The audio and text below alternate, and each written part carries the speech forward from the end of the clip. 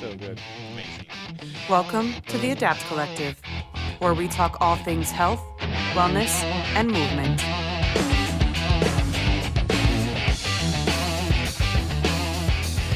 Oh, yeah, we're back. Another episode of the Adapt Collective. Yes, Thank you sir. for joining us on another episode. My name is Jonas. I'm your host. I am joined by my colleague, friend, and astute co-host. Introduce yourself. Mr. Peter.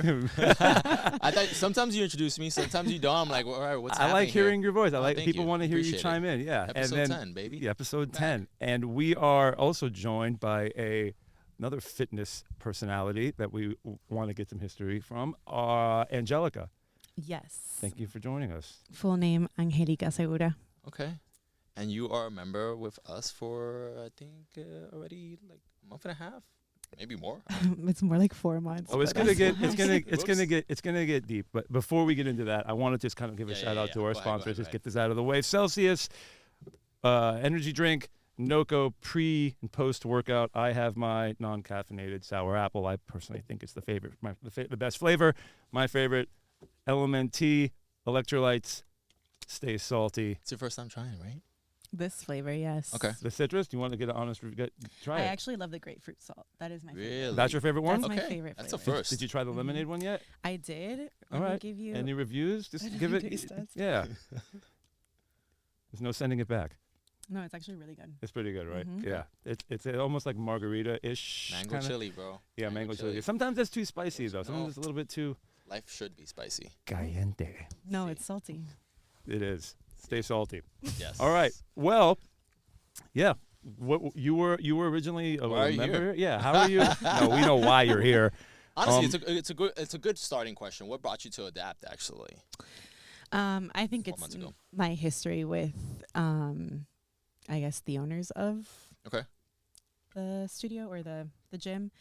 And I had just moved back to Miami. I just moved back in July. And when I was looking to see like where I wanted to join, this actually, the location works perfectly because I work really close. Okay. And then aside from that, I always like to kind of like support my friends, and what other place than Adapt. When you say move back from. I was in Colorado for the last 7 years. Oh wow. I I was would've- living in Boulder. I would have never guessed. that. It's cold. Right? That's Yeah. why I'm here now. Well, you do it. Yes, I'm with you. I do not blame you. I mean, What- you gave it a solid try there. 7 years. No, 7 years is a long Yes. time. And granted, like I really do love Colorado. If anybody watches this that's from Colorado, I absolutely loved it. Nothing against you guys. Loved my time in Boulder, like the individuals that I met, the community that I built, the business that I built, like absolutely love that city. It has so many beautiful things. But I'm just a Miami girl through and through. Like That's a the good run, 7 ocean years. is what hits me, and the culture, being Sun. Latina also, The sun. the sun. Yes. Mhm. Good weather. So What were you out there? Were you doing fitness as well? The same kind of yeah. space? Yeah. So prior to moving to Colorado, I was in Europe for like a year, and we wanted to move back to the States. But I wasn't necessarily ready to move back to Miami. Okay. What part of Europe? Just without getting too far overseas. Barcelona. Oh, right. Okay, Mhm. great. Barcelona. Say that Yeah. one more time. Barcelona. Barcelona. Yes. Barcelona. I can That's- tell she spent some time. So go ahead. You're in Boulder. Yeah. So then we left Barcelona. We moved over to Boulder, and I immediately just kind of like dove right into the industry. I started working at a fitness studio there, teaching like group spin classes, strength, and like HIIT, and then brought my proposal over to the owner and basically opened up my concept out of their studio. What's the vibe like out there? Is it kind of similar to It's Miami? an interesting vibe. I would say it's like elite fitness. Yeah, because they have winter sports during the summer. They're running, so it's a very active I'm sure town. you can see the seasons a lot more. Yeah, So like here in Miami, we just like it's constant for us. So. Yeah. getting those people and getting the people who are usually outdoors into the gym. Yeah, it is serious. No, it's really interesting. Like, first of all, it's elite in that everybody that lives in Boulder most of them are Olympians, I feel like Yeah. or they're at least striving to be one, Sure. Yeah. or they're motivated by one. Yep. So It's the Mecca, right? the That's where the fitness level- Olympic That Utah. complex is, right? There's one there. I Oh, think there's one in Boulder, I think, right? I don't know. I actually don't know, No, but in Utah, there's I think you they're might be just thinking of walking that one. around. Okay. Yeah, I'm pretty Olympic sure Park. there's a Olympic complex in Boulder, Colorado. I'm sure. So But complex or not, they're super active. Yep. And then it was interesting because coming from Miami, where everybody is accustomed to like working indoors inside of a studio space or a gym space, I was under that kind of like thought process, like, oh, I'm going to open up a studio and everyone's accustomed to this like culture of like walking into a studio and getting an hour workout and leaving and going about their day.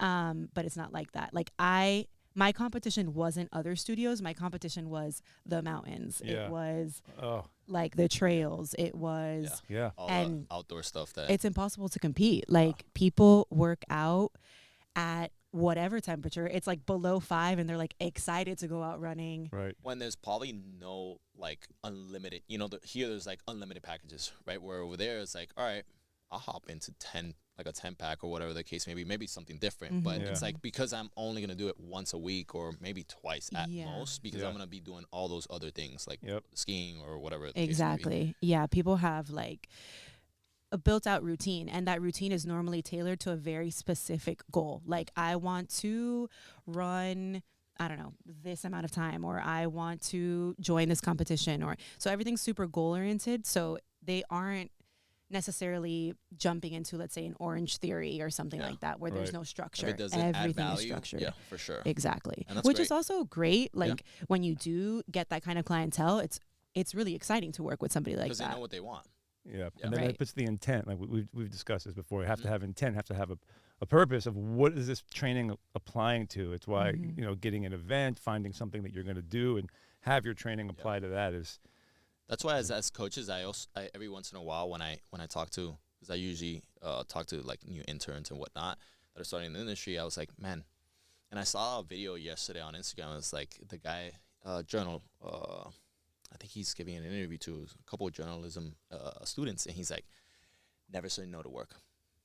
And I was like, dude, and especially that, like, okay, that's a different experience that you got from a lot of trainers that are here in Miami, where it's like, all right, people just come because they want to come, because it's part of the lifestyle, or because they're trying to look in shape. But like to work with somebody for more performance-based background or more performance-based objectives is really cool. Like if you get the chance to do it, do it. Plus, it's good exposure to see how another marketplace operates and works. So you Yeah, get exactly. as a coach, it's like, okay, well, it's one thing to understand, protocols, Mhm. but then to understand, like to stay in your lane, kind of like, okay, how am I going to make a living at this? Yeah. What are they looking for? Am I going too against the grain here? Am I going to stand out with, how am I going to compete with the environment, the natural environment? I like that, stay in your lane, because like you said, you were part of the routine, right? You were providing fitness, and then they might have been working with a ski instructor or Mhm. like whatever the case may be, and like, all right, hey, I really need to add value here rather than just try to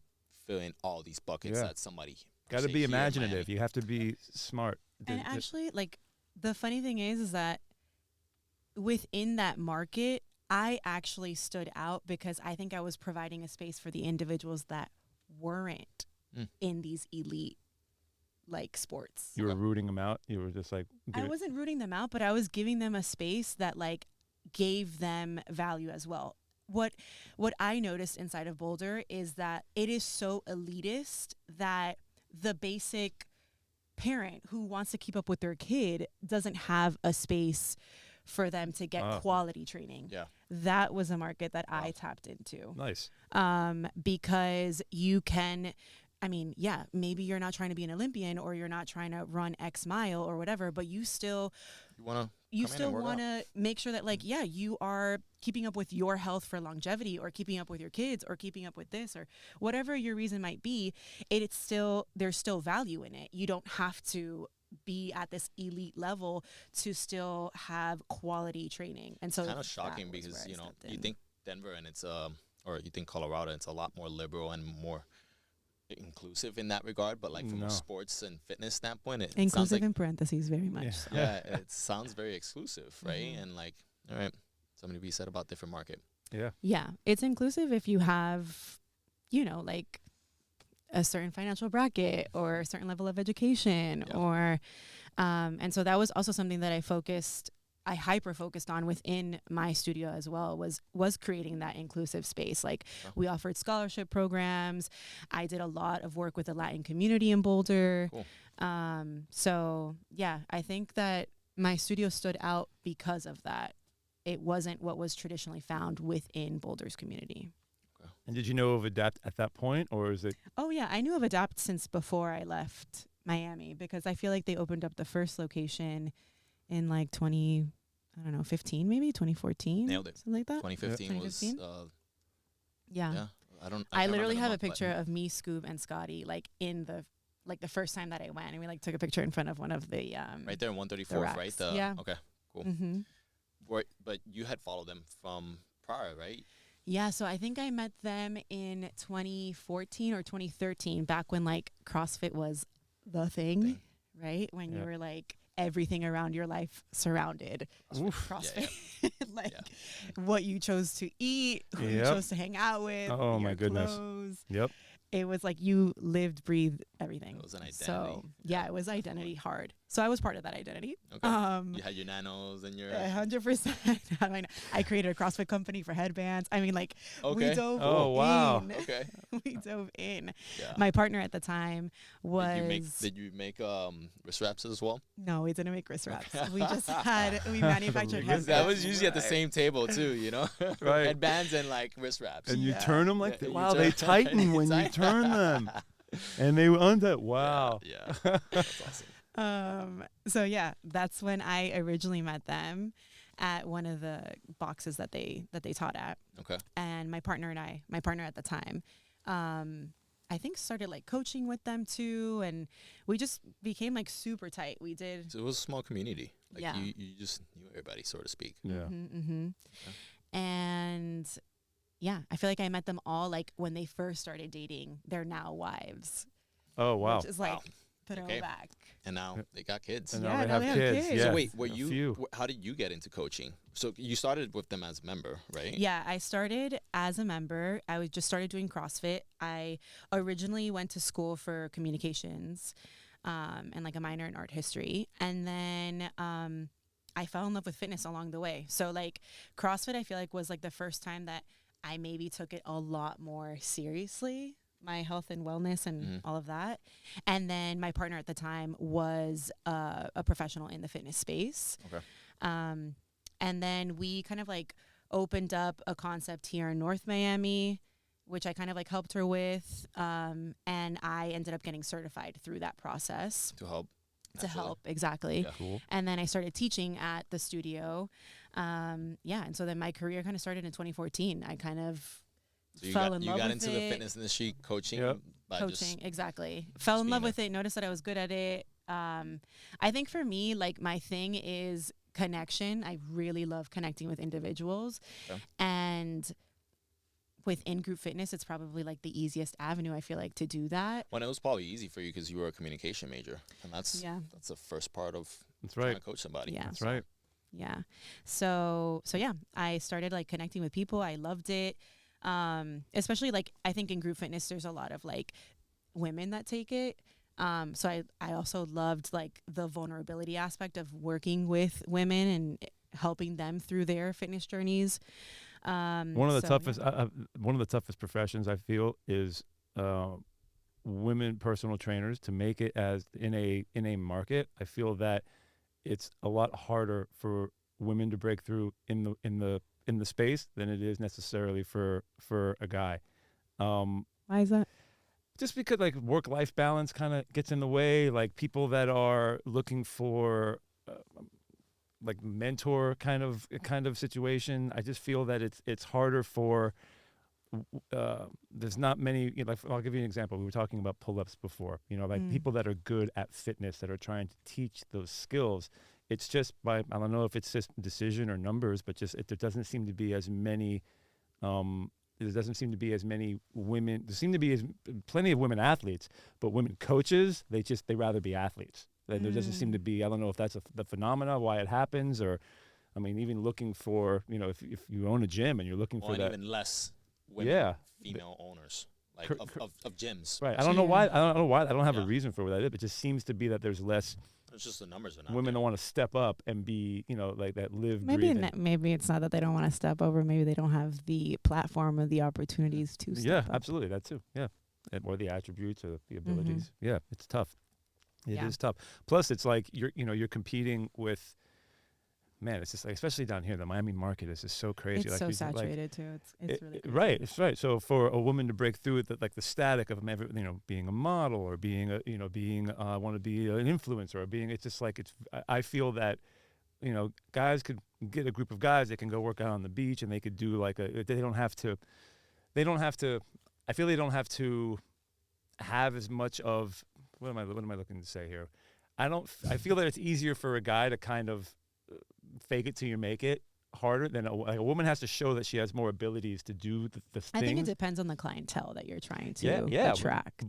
Because there's so much noise right now. And really, I think one of the issues right now within our industry, at least with women trainers, is that like somebody gets a BBL and they look like they're fit, and then that's what we have to kind of work through. Correct. Is that like you have these pressures that men just don't have. Men don't have the societal pressures to look a certain way, or I don't want to, or if you do, I don't want to look like I'm sure you get it. I don't want to get bulky, or I don't want this to happen or that to happen. It's like it's a mess.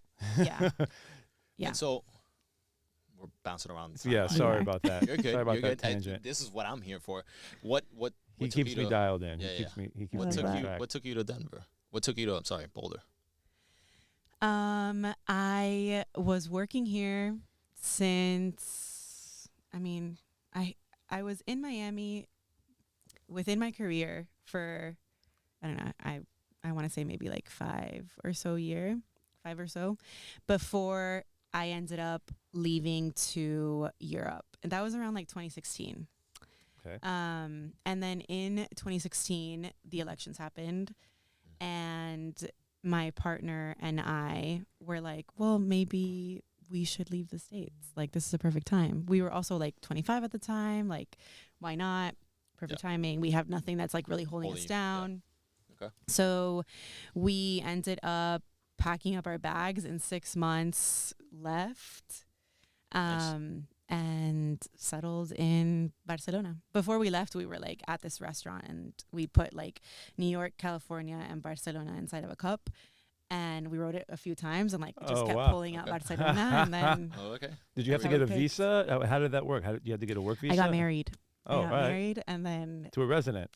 To an EU citizen. Oh wow. Mm-hmm. All right. Yeah. So that was my ticket. That's one way to do it. Ticket out. There you go. That's one way to do it. And then from Barcelona to Boulder? Yeah, Barcelona to Boulder. So my wife at the time was living in Boulder when I had first met them. And she was like, well, why don't we just kind of like give it a try? And I had been to Boulder maybe like twice. But honestly, like I couldn't really put it on a map. I'm like, where are we going? Where are we going? Like, what is this little town? Like, where are you sending me to? Where is this Boulder? But I obviously 100% trusted her, and I was like, yeah, let's do it. Like, let's try it. Why not? All right. Yeah. And so we moved to Boulder, like came here for maybe a month because we had a few things in storage, picked up our stuff, drove my little Mini Cooper over to Boulder, and what a ride. Yeah, I got there Okay. July of 2018. Okay. What's some of your biggest takeaways? Like, obviously you've coached a lot of human beings, and you've been a business owner. What is the biggest kind of takeaway of you helping individuals? Like, what's something that like, all right, if I start coaching, because you're not coaching right now, if I start coaching individuals again, what would you do differently from that experience? Considering that, hey, you were also a business owner and you also have coached a lot of people. Wow. I feel like maybe my coaching style wouldn't necessarily change if I started coaching now.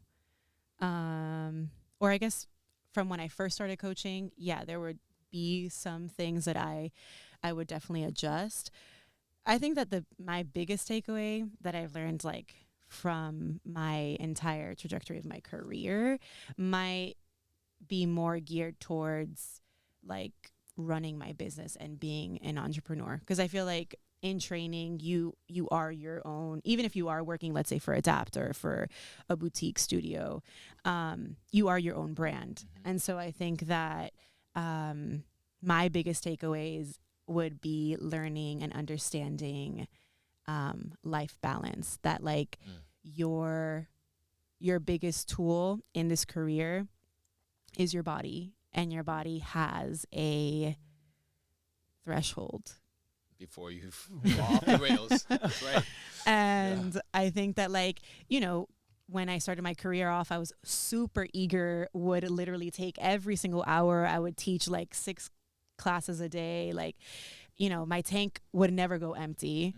And you think that you can kind of continue at that same, that same energy. And like, you really can't. And you're actually doing yourself a disservice. Like, you don't function the same way.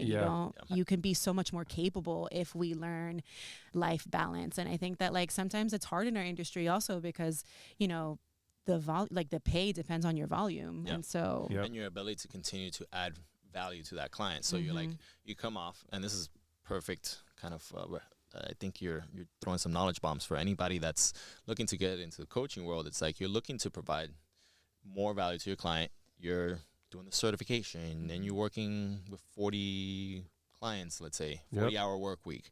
Putting programming together. Putting all that stuff. And then at some point, and trying to make a living. And some of us get into the business aspect of it, right? Because that's just another way of adding value, right? To ourselves, to our brand, to where you're working. And then at a certain point, you're like, whoa, can I do less?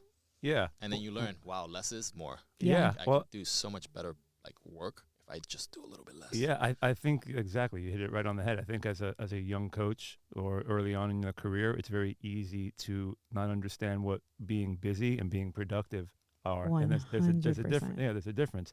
And you know, there's only 12 hours in the day, and if you have 10 clients a day, it's very easy to be like, well, why do I need to compile an email list? I'm stacked during the day. So you have 10 people, right? You never get a break, and it's like you're not really being. We've even had this discussion before because we go in ways where we try to just get as many people as can, but at the same time, it's like. And you finish that day, and you're like, man, I can't even work out myself. Yeah, you can't. Right, exactly. Yes. And I don't want to. Right, literally. And there's a way to even work less but make the same amount as far as being more efficient and mindful of your scheduling. And just that's, I think, it's a easy trap to get into, is focusing is being satisfied with how busy you are, and you don't even see that you're not really being productive with your efforts. And that doesn't mean, because I wish I was a millionaire. No, it doesn't mean be lazy. No, of course not. Yeah, because that quickly gets taken the other way. Being busy and being productive are two completely different things. Yes. But but there has to be, obviously you want to stay busy, but you want your efforts to be efficient because you're only one person. I think you need to work with intent, and I think also like you need to put value towards your brand. So I think it's also like, selling, I don't know, an hour of your time for $50 versus selling an hour of your time for $150 based off of that continuing education that you've gotten, or Correct. XYZ. It's like also putting value and being selective with who you train, especially if it's personal training. Like, understanding that it's not necessarily having hundreds of clients, but more so like the quality in the clientele that you decide to. Absolutely. And there's a moment in time to be selective too, because if you're starting off, if this is year one, if it walks on 2 feet, you better train it. And that only improves you as a trainer too. For sure. But if you've made it past year 5, now we can start being a little bit more selective. And it depends. Obviously, it depends where you're at. Like, we could be in the Miami market, or we can be in Boulder, and it's very different, right? Can you start being more selective? That's just a conversation you have to have with yourself at that point.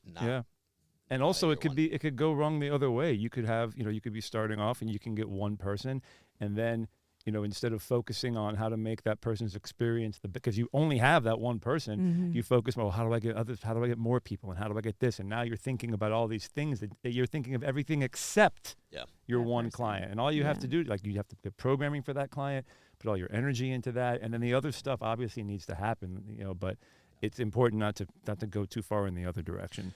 So now you're back in Miami, obviously. Back in Miami. And what are you doing now? Aside from coming in to Adapt, enjoying your time and working out with some Yeah, badass she still frequents Adapt. Frequent. I'm here like 4 All the times a time. week. I Where know, are you? I know. I'm here. They keep me back here.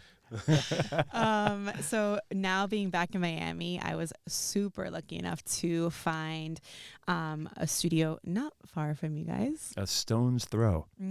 Shout out Sweat Studio. Yes. Awesome. And I manage their 2 locations. So we have a reformer only studio, and then we have a mat Pilates only studio.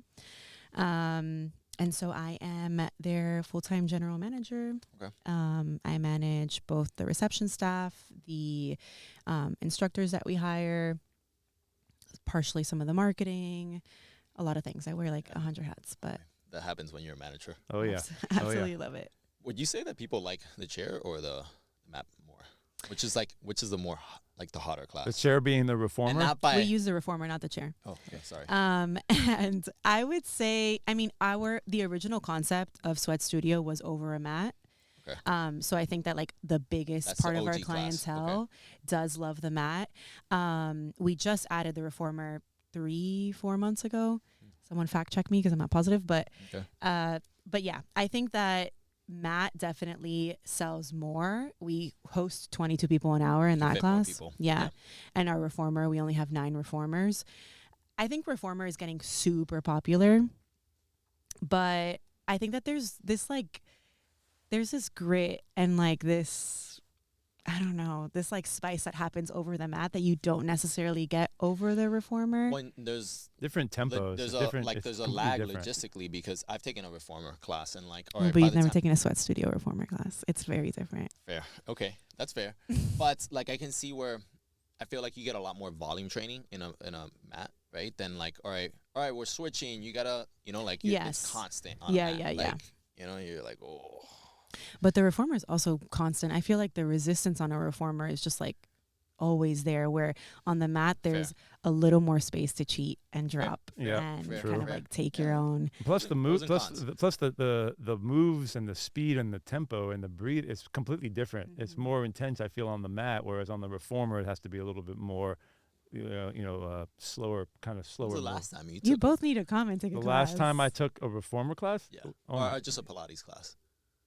well, I visited the studio about Yeah, he was part of my photo a shoot. little ago. Yeah, I got a little taste of the mat. You were Pilates. also invited.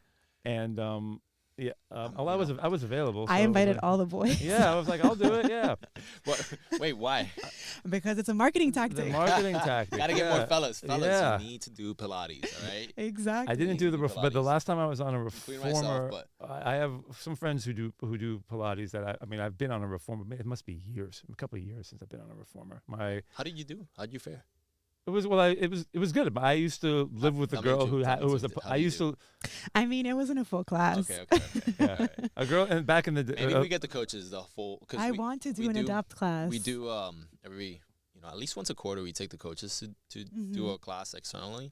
The last one we did was we did an indoor cycling class. Yeah, that was fun. We had a blast. Really? Oh yeah. I had a reformer- Everybody got super. I into love it, like teaching the up, cycling. the It's down, so the- fun. Oh yeah, you yeah, know, yeah. Like it was Yeah, like a choreo cycling yeah. class is Correct. it's like a dance on a bike. I tell Monique this, and I've been wanting to take the guys to. Have you seen these trampoline classes? Yes. Yeah, the and jump the women are like, classes. The fit jump. Yo, I am dying to go to one of them. Just wait, like, I'll sign up. Oh my god. I will sign up. Where's Yo. where's one of those? So there's one in Davie, and that was Mo's like, no, it's too far. That and is I'm too like, far. "Hey, come on, guys. No, that's Think too about far. how fun this is. I gonna know. be." No, that's too far. You might as well go to Disney World or at that point. or Doral. So dramatic. Or Doral. Doral. Yeah, I know. Oh, that's You also find too everything in far. Doral. No, You that's too actually far. kind of do. I go to Doral 3 times a week Because for they have a location salsa over there. Right? classes. For what? For salsa. Wow. Wow. Okay, so wait. All right. So tell us a little bit about what you do in your weekly training routine. Then, what's your My training routine. Yeah. Well, since coming to Adapt, I've been bashed at the fact that I don't do enough upper body. So I'm kidding, not No, bashed. that's a good time. Harsh. Not by me. I don't say it. No. Actually, it's been supportive. They're like, you should incorporate more More upper body. upper body. It was said differently, but Okay. that was loose. Good to see our coaches are walking the floor and encouraging people That's right. Exactly. rather than bashing people. So I come to Adapt at least 4 to 5 times a week. Wow. And I focus mostly on like strength training. Okay. I do take some of the Pilates classes, mostly mat. Honestly, a split between reformer and mat, at least twice a week at the Sweat Studios. Have to. Kinda Have to, yeah. Yep. I gotta understand what I'm selling. Yep. And Heard that. Hone your craft. Okay. and then I am a big salsera, so I take salsa classes 2 to 3 times a week at a dance studio called Caribe in Doral. I feel like all that stuff is also over there too. Honestly, it is. Yeah. It's so unfair. It's crazy. Someone needs to open something here. There is a studio here in North Miami, but it's the not. vibe is probably not the It's same. like right? ballroom, I think. It's like Latin, but it's just, I don't know if you guys know, but like there's different ways to dance salsa. There's like salsa on 1, on 2. Oh, yeah, I knew that. style. No, I Of didn't know. course. No, I didn't know that. Anyways, the studio here, it's not the salsa that I necessarily dance yet. So I have to go Yet. to Doral. Man, That's a drive. that is not. Yeah, And not. usually those classes are like 7, 8 p.m., 9 p.m. Yeah, I take a Like, 6:30 class, a 7:30 class, and an 8:30 class. So I'm dancing for like 3 hours. Might as well get your. Wait, you go. Wait, your dance on. different That's where I times. get my steps. Different times of the That's day, a cardio. or that's No, one 7:30 day? to 9:30. I'm dancing. You go down there at 6 o'clock, and you stay down there from 7 to. I mean, I Okay. gotta make it worth it. It takes me an hour and a half to Well get said. there. And in heels. Well said. And yes. in heels. Yeah. Wow. Yeah. The commitment Where- is real, guys. Where did I see? Where's the boxing thing coming in? Where were you? Yes. Yeah, I've been doing my research.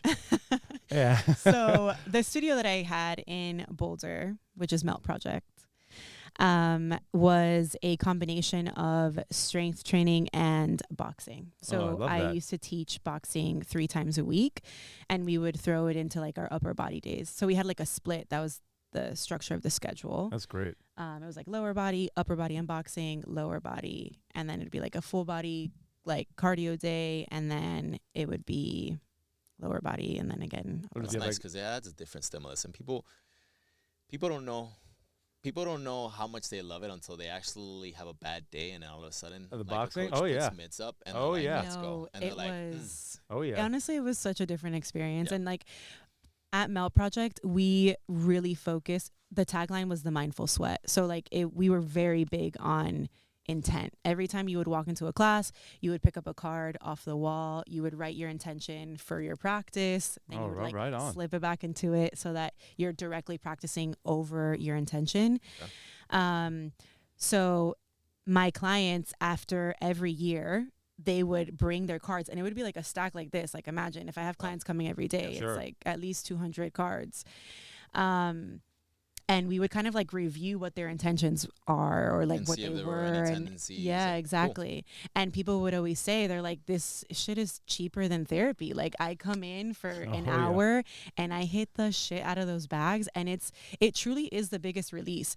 Whether you're doing it with or without intention, it's still somatic, right? Like it's still that like somatic Yeah, release that's happening. For sure. But when you put that intention behind it and like why you're here and what you're working over, it was magical to witness. Like you can see people just let Just, like, go let of it whatever. go. Yeah. There's nothing like if you've never like experienced that, like where you go into like a boxing club or even anywhere where there's kind of like a fusion of like boxing with like weight training. Mm-hmm. When they tell you, hey, you're finishing off with like just a rapid punches Yeah. of that, Yep. get ready. Well, it goes. Mm-hmm. it- You better home in on something. And Absolutely. you're gonna walk away like, all right, I've got a good God. Yeah. Well, I mean, it's kind of like the concept of like a kata and randori. Like it's kind of like you have your structured Explain that movements. really quick. I'm going to explain it really quick Because I know you could go into a Yeah, tangent. no, and it's- I know this tangent. But I for only our bring this viewers- up. I only bring for our viewers. I only bring this up because we're talking about boxing, which is in essence a combat sport. And so when you're teaching boxing and instructing, and you can correct me if I'm wrong on this, I don't know what boxing would call it, but in martial arts, more of the Eastern philosophies, there's kata and randori, which is just chaos and non-chaos. So Yin there's and right, yin and yang. There has to be training where you're practicing the technique and the reps and where my hand goes on the jab. Where if I'm working with a partner, one partner would be leading and the other partner would be following. In randori or sparring, it's literally like two people trying to lead. It's just chaos. There's no rhyme or reason, but it's one of the best areas where you develop that connection where, okay, the millisecond timing of how am I going to touch this person, how am I going to avoid being touched, where is my escape route here? So you're getting smacked. Right. So the way I'm trying to relate this here is like you give a person a structured workout where here are the reps, here are the movements, stay. There's a controlled version, right? And but then you have someone go hit a bag anyway, anyhow, and it's just they're just going to let it out, complete chaos. You're not saying, oh, rotate this more or pull your. You're just letting them go at it. So it at the end of the day, you have that perfect yin yang Back of and forth. Yeah, back and forth. Yeah. We only worked over bags. Like we never worked with another individual in front of us. And I only had 5 bags at a time. So we did focus a lot on that technique where like, yes, there were moments of chaos, but like the technique was definitely always Well, like there. for dancing, for example, if you're doing salsa, one person's leading and the other person is following. That would be more like a kata. Whereas randori would be like, I'm leading, I'm trying to find you lead. Wait, this is a mess. Right. In combat sports, that generates, okay, this person's getting their butt kicked or this person's moves are working versus, okay. Totally. Yeah. Totally. That's interesting. We should definitely have an episode that gave me a good idea. We should talk about like martial arts, Jonas. Okay, we can do that. We can cover all combat sports and stuff and martial arts. But yeah, the terms are kata and randori. And it's important to practice both. Some people never practice the randori part, like they never spar. And so that you really have no idea. You're not labbing anything. You don't know if the move worked. You don't know how to make adjustments in the fray. You've never, painted yourself in a corner and tried to get out. You've only worked with, controlled moves that really don't have any application standalone. It's funny that you mentioned that because I started dancing, but I think I kept with the hobby because it was a daily practice to let go for myself because of that exchange that happens in being a follow and in being a lead. Like in my day-to-day life, I lead a lot. Like I am in control of a lot, or at least I think I'm in control of a lot, especially in running my own business. And so in dance, I had to kind of like let go of that and learn to follow and understand that exchange that happens. Yielding. So I think that like it's important to find practices that work with that duality. Yeah, that offer that you have to be a good partner. You have to be a good person. That, okay, look, I'm going to let you kind of do this thing, and I'm just going to kind of mold around you. But it's good. When it's important, you're a good uki. I like that. That's cool because it's uki is a partner. Oh. So sorry. So uki. So there's tori and uki. So if you're teaching me how to throw a jab, and you're going to hold the mitt for me, you're the uki. You're the partner. I'm not going to say the word dummy because it's not a positive word. But you don't say I'm the in boxing or jiu-jitsu. You don't go I'm the dummy. Throw me. It's I'm the who's going here. You're the tori. I'm the uki, and I'm going to try to be a good uki. Nice. Tori is the person doing the move. Uki is the person receiving the move. it. Yeah. I think it's so cool that and we know this because we've been in the industry, but like you're in tune with like when, all right, you need to let go, right? Like you provide so many people so much structure, right? That you look elsewhere to like, all right, you don't go over there and try to lead a salsa dance class, right? Oh, no. Same. We see it in the fitness industry, and at least in our gym, where like people come in and they come into our facility Space, and they want help, but they're not really ready to kind of relinquish that that I don't even know what to call it, like just the reins maybe, like let us help you. When the student is ready, the master appears kind of thing. Yeah. There's a disconnect. And like, hey, like, okay, I understand you want to do stuff on your own. Yeah. But like, all coaches need coaching. I hear you. Yes. I feel there's a disconnect when it comes to like the gym, because there's nothing really unfamiliar about weights or what About they your movement. Yeah. Exactly. And people like they think because it is so familiar that there's nothing. Wow, that looks cool, or like there's nothing so like take me into a salsa class. It's going to be very, very quick, and it's going to highlight how much I do not know. There's not going to be anything familiar in there. You're going to give. Yeah, but anybody, away, I you're could like, walk all up. right. Someone that's been coming. They can come up and do curls and be like, okay, I guess I'm okay. I could gym. I don't need anybody. Like, no, yeah, you're doing some basic stuff. But what about when you want to fine tune that, or like, do you even know what you're looking for? Or if you want to progress. Correct. They have no idea. They're just like, oh, this is Yeah. familiar. Why do I need anybody? I recognize everything. The gym is one of those spaces where it's like that tends to happen a lot because it's so familiar. We're always not arguing, but we're always fighting that concept or that.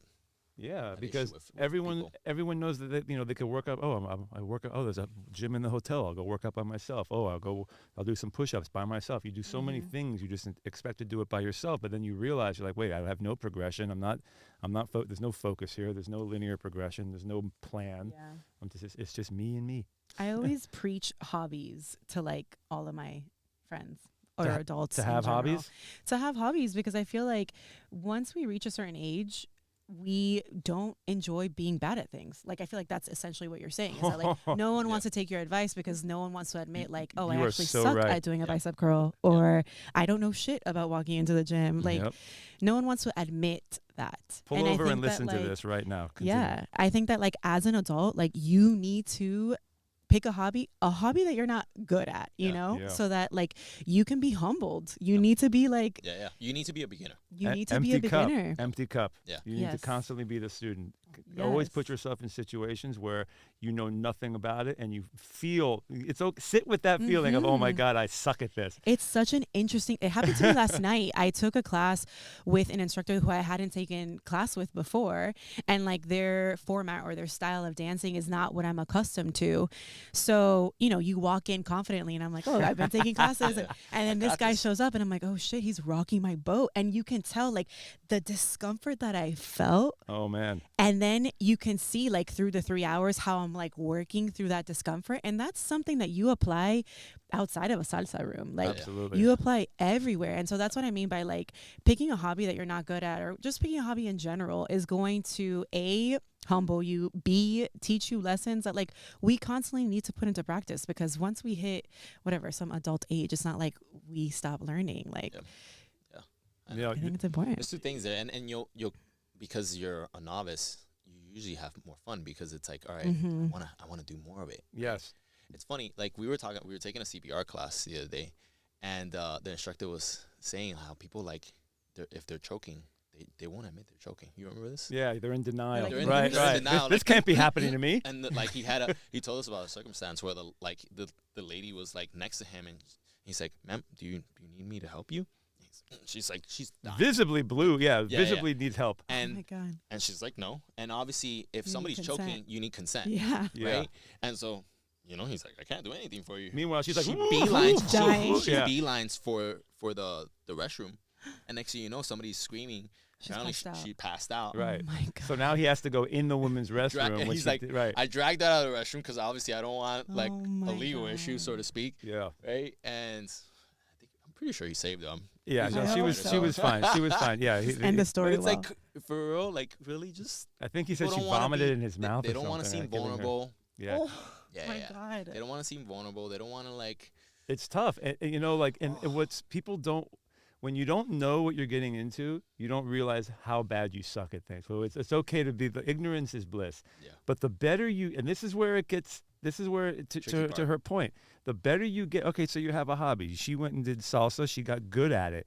Now you need another hobby that you suck at. So the better you are, Yes, the better you yes. are at one thing, the more of a horrible person you feel for not knowing something else, as opposed to not being good at anything and just being like, oh, okay, I'm kind of. But the better you are at salsa, the more uncomfortable you're going to feel trying a new dance style. At least I know that's like, oh my God, because you realize like, oh my God, I don't know what I should know, and it's just, it exposes it a lot. But just like you said, it carries over Yeah, it into transfers so to many other areas in life. Yeah. I agree. So what's I guess You've been working for them for Yeah, bring it. Yeah. So I've been working at Sweat Studio. How do we get from Sweat Studio to salsa? I Man. have no idea. Yes. But I've been managing there. Honestly, it was supposed to be something that was more like temporary because I feel like I'm very much in this like transitional place in my life. Okay.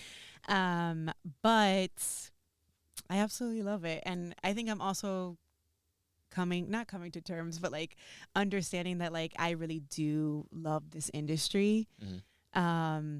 And I'm kind of like, I just am kind of good at it. Maybe it's because I've just been at it You've been at it for a so long time, long, yeah. you know, Yeah. or I just feel so at home. So I'm currently at Sweat Studio.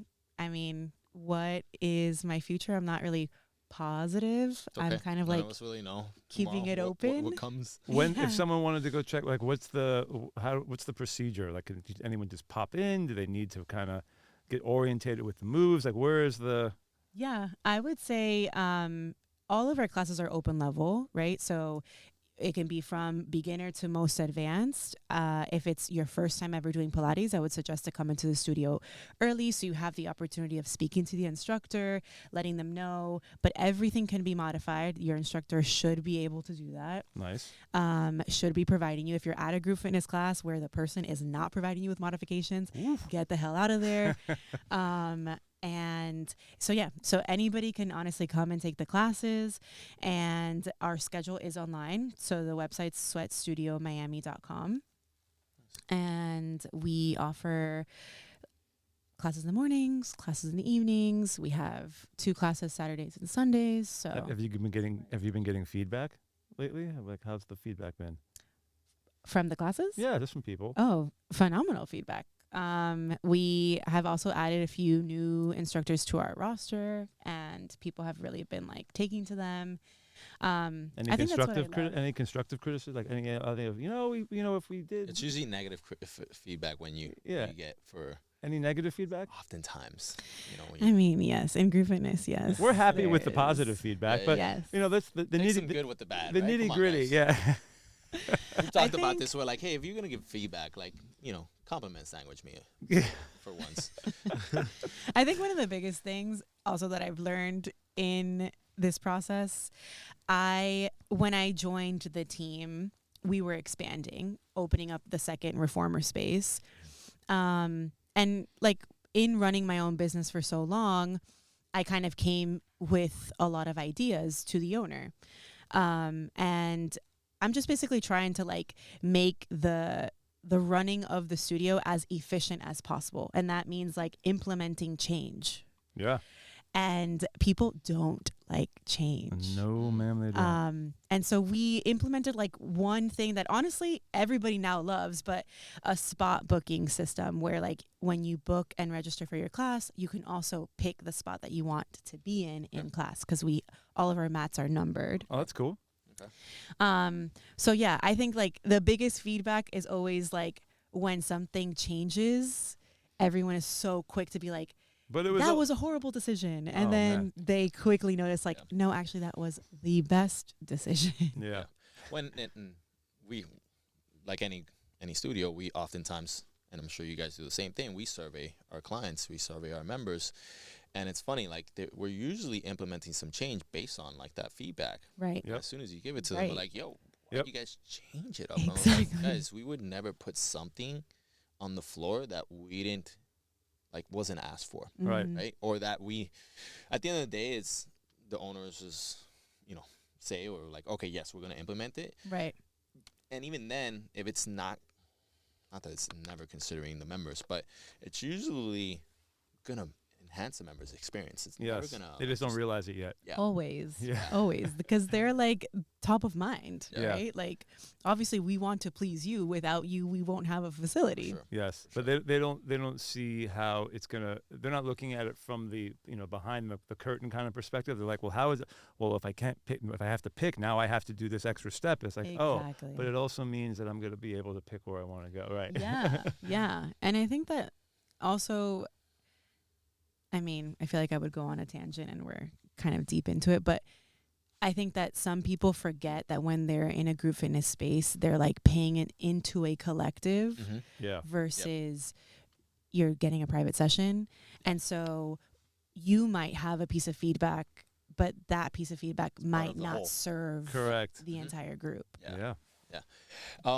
Last thing, right? You obviously get feedback. What's feedback for us then? And this? I mean, it could be this. It could be our facility. The as a show, whole. don't critique this show. How I'm like, dare you? How dare you? Excuse me. Well, they have like you can give us one. There's like stars and ratings that you can, Yeah. you know. But what you mean like the podcast or the both. gym? Yeah, you pick. Yeah. I mean, it's a great place to plug. Go ahead and give us 5 stars, obviously on this episode because you loved it. Yes. Leave us a Particularly this review. episode. Well, you did say that Peter was shying away from the mic on the last one before. Yeah, she yeah, did you know, already. She listen. did I already did. give you I did feedback. critique the mic use. Yes. With Adapt, honestly, and I'm not just trying to like, toot your horns, but I do love this facility. This is why I'm here. This is why I continue to pay for my membership. Like, I love that everybody knows me by name.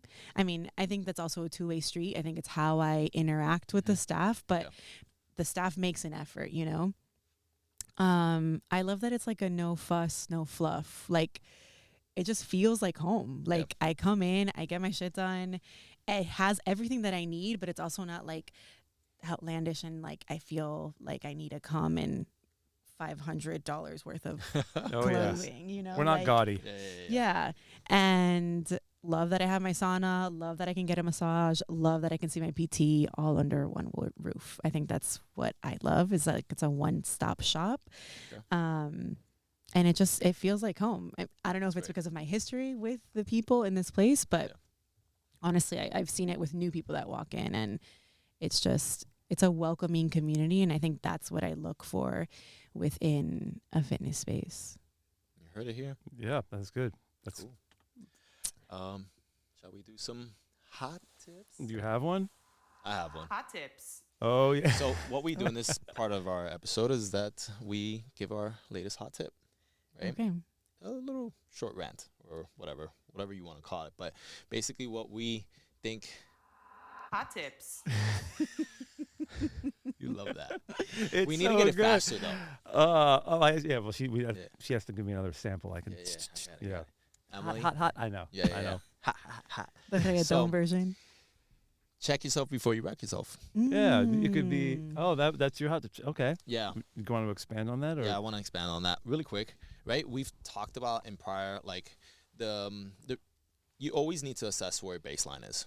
Right, oftentimes people come in here because they are assessing their physical. Right, whether it's I want to get stronger, I want to get faster, whatever the case may be. But oftentimes we forget to check our nutrition. Right, and that's even if not more important. Right, Yep. And so you can have everything dialed in.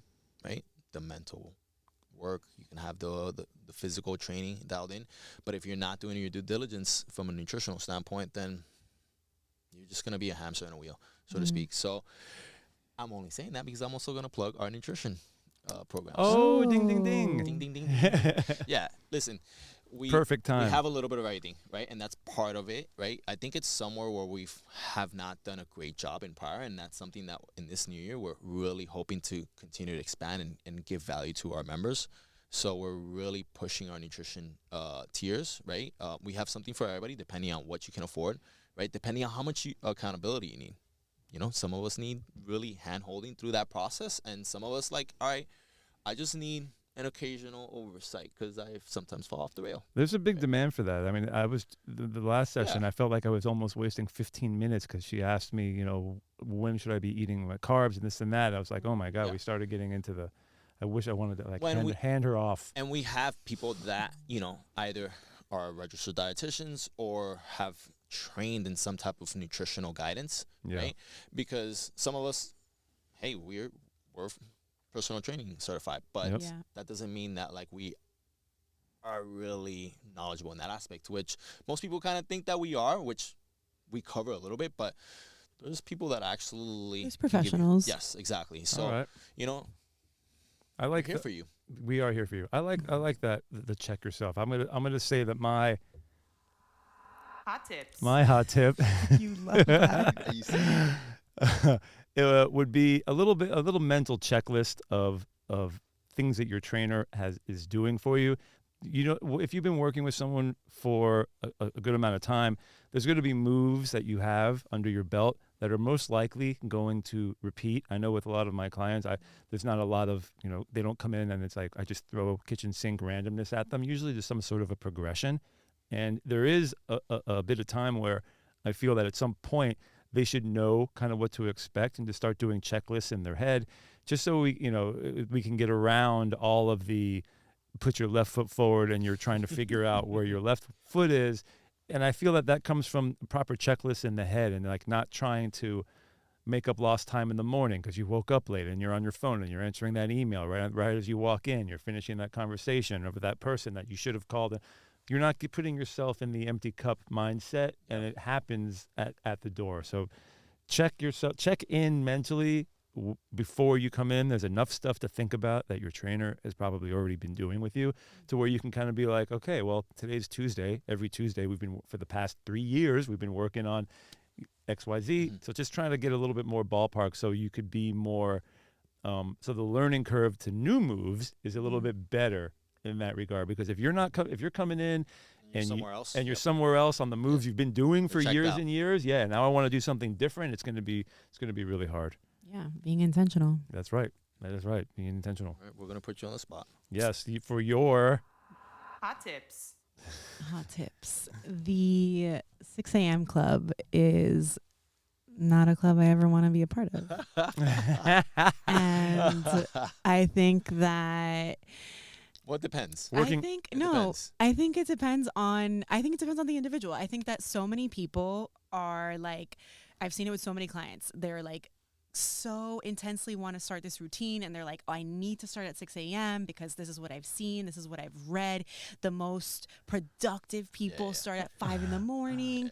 And I'm like, listen, if you're not a morning person, you aren't going to be successful. Yeah. Why are you fighting the current? So my tip is find a routine that you will actually stick with. And that means it's a routine that you actually enjoy, a routine that you can be consistent with, a routine that fits into your lifestyle, it fits into your schedule.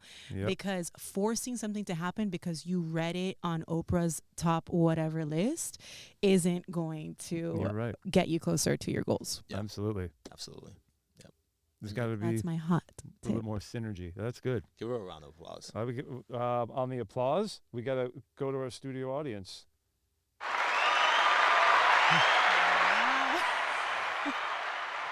Fancy.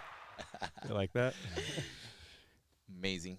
Just quick facility announcements. We got a lot of things happening. Do you have any announcements for us, Pete, about what's going on? Some adapt facility announcements? February is like loaded, right? Loaded with the shortest month, a lot of stuff, right? I mean, same. The spring, it's that time of the year. Miami is amazing in terms of weather, right? And so there's just a lot of things happening. Spring? Is that what you said? February.